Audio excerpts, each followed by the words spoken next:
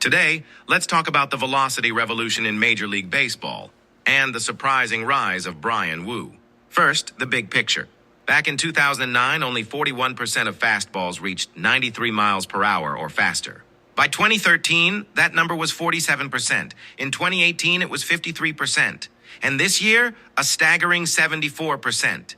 With the league average four-seam now at 94.5 Mbph, it actually takes at least 97 Mbpahs to be called a true power fastball. So, naturally, you'd think the pitchers with the best fastballs are the ones throwing the hardest, right? Surprisingly, no.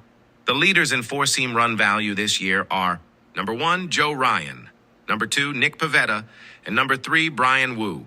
Among the top 7, only Hunter Brown and Paul Skeens average above 96 Mph. Pivetta dominates with his height and a high release point. But Ryan and Woo? They succeed in the exact opposite way. They have some of the lowest release points in baseball. For years, scouts believed a steep downhill angle was essential.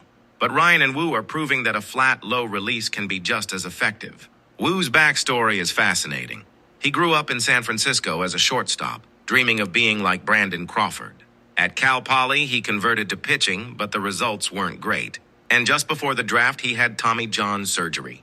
That could have ended things. But Seattle's pitching strategy director, Trent Blank, saw Woo's video and was blown away. He even told GM Jerry Dipoto he'd take Woo with the first overall pick if he could. The Mariners grabbed him in the 6th round, and Woo signed. So what makes his fastball special? On paper, it's average. The velocity, the spin, the movement. But from that low release point, when it rides up to the top of the zone, hitters perceive it as if it's rising. That rising fastball illusion makes him incredibly tough to square up. And unlike most modern pitchers, Woo is old school. While teams throw fewer fastballs, he throws 72% heaters, the highest rate of any starter in baseball. His philosophy? Pound the strike zone.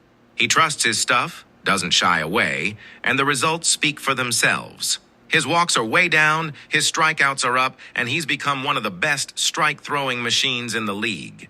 Even more impressive, Woo has started this season with 25 consecutive games of 6 innings or more. That hasn't been done since Cy Young himself in 1905. It's the longest such streak in the live ball era.